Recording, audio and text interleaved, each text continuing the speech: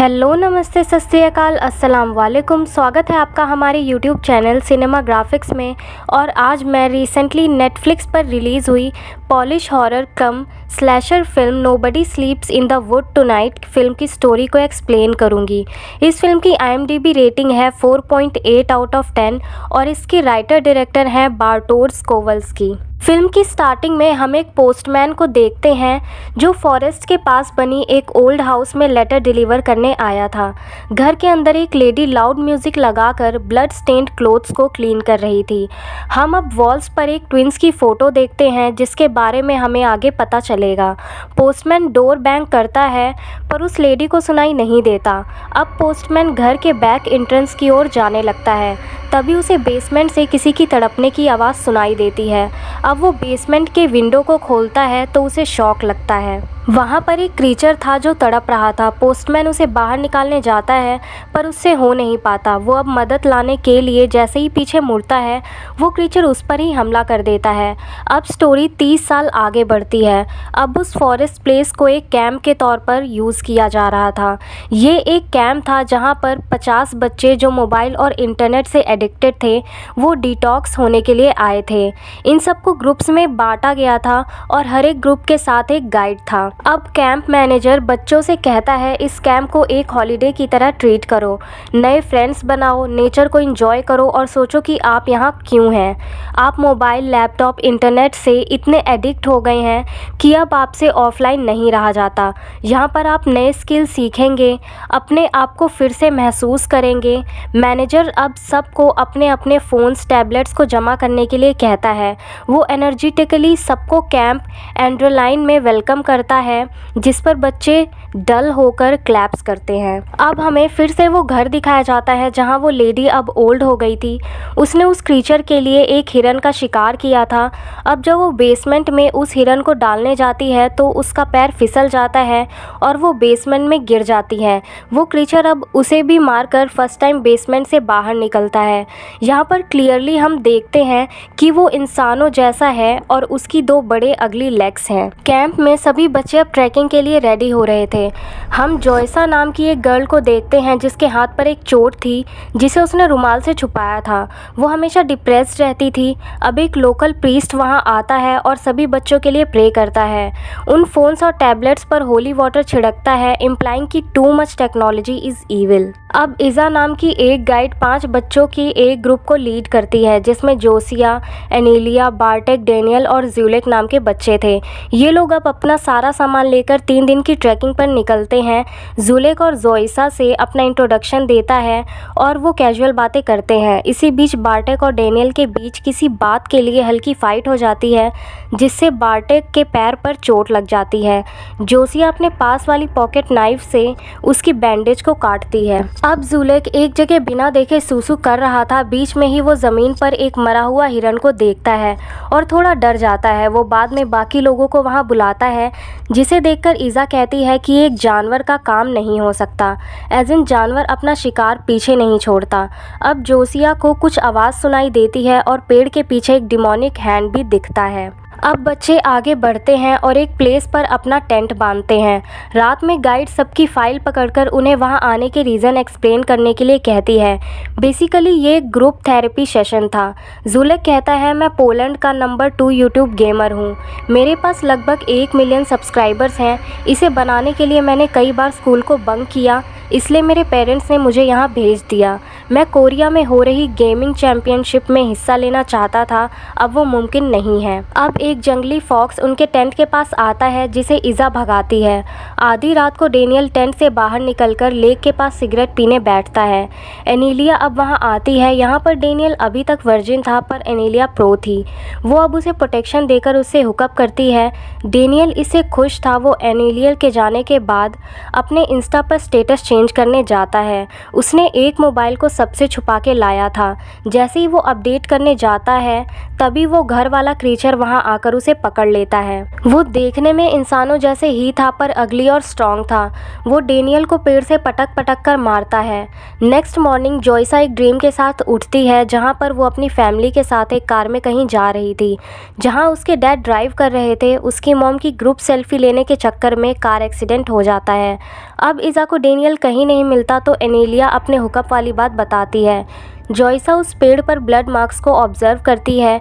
इज़ा अब जॉयसा और जुलेक के साथ डेनियल को ढूंढने का प्लान बनाती है, जिस पर जुलेक कहता है ये first law of horror movies के खिलाफ है, हमें कभी भी स्प्लिट होना नहीं चाहिए।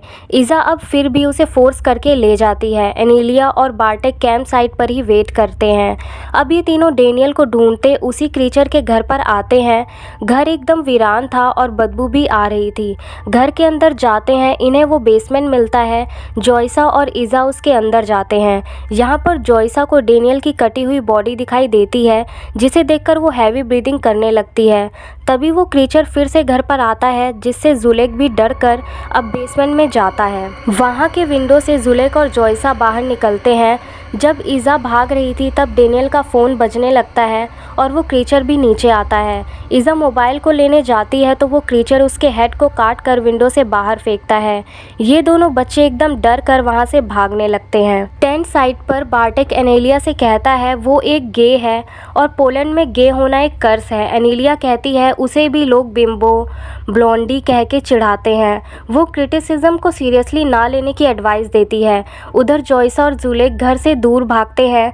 जुलेक पैनिक में रोते हुए कहता है ब्लडी लोकल्स, मैं यहाँ क्यों आया? मैं यूट्यूब पे पैसे छाप रहा था, कैसे फंस गया? उसे पैनिक अटैक हुआ था। उसे नॉर्मल करने के लिए जॉयसा उसके कान के नीचे एक जोर का देती है। यहाँ पर वो पैनिक में नहीं थी, जो एक्सप्लेन करता है कि वो मेंटली नॉर्मल नहीं है। आई मीन आप किसी की कटी हुई मुंडी को देखकर कैसे नॉर्मल रह सकते हैं? जॉयसा कहती है उन्हें हेल्प लेकर आनी चाहिए। अब ये दोनों फिर से वहाँ से भागकर एक दूसरे अनजान आदमी के घर पर आते हैं। टेंट साइट पर बार्टेक बात कर ही रहा था, तभी वो क्रीचर पीछे से आकर एक रॉड को एनेलिया के सर में घुसाकर उसे मार डालता है। बार्टेक डर कर वहाँ से भागता है। भागकर वो लोकल चर्च में आता है जहाँ वो प्रीस्ट था, जिसे हमने कैंप साइट पर देखा था। अब बार्टेक उसे सारी बात बताता है, जिसे वो सीरियसली नहीं लेता। अब वो बिना प्रोवोकेशन के बार्टेक पर ही हमला करके उसे बेहोश करता है। जब उसे होश आता है हम उसे एक चेयर से बंधा हुआ पाते हैं, जहाँ प्रीस्ट कहता है मैं तुम जैसे लोगों को जानता हूँ, तुम लास्ट ईयर भी आए थे, तुम लोग सोसाइटी पर एक प्लेग हो, मैं तुम्हें ठीक कर दूंगा। क्लियरली ये प्रीस्ट होमोफोबिक था। अब चर्च के बाहर हमें फिर से उस क्रीचर की ग्रोनिंग की आवाज़ सुनाई देती है। जब ये प्रीस्ट उसे देखने जाता है तो वो बीस्ट उसे पकड़कर उसकी बॉडी को शेडिंग मशीन में डालता है। प्रीस्ट एक दर्दनाक मौत होती है। बार्टेक जैसे तैसे करके अपने आप को फ्री कर लेता है और कन्फेशन बॉक्स में जाकर छुप जाता है। वो क्रीचर फिर भी उसे वहाँ ढूंढ लेता है। जॉयसा और जुलेक उस अनजान आदमी को अपना स्टोरी एक्सप्लेन करते हैं और हेल्प मांगते हैं। वो आदमी अब उस क्रीचर की स्टोरी बताता है। वो कहता है कई साल पहले उस घर में एक लेडी अपने ट्विन बेटों के साथ रहती थी। एक दिन स्पेस से एक मीटियोर इस फॉरेस्ट में गिरा। बच्चे अपने क्यूरियोसिटी के चलते उस मीटियोर स्टोन को घर पर लेकर आए और अपने बेड के नीचे रख लिया।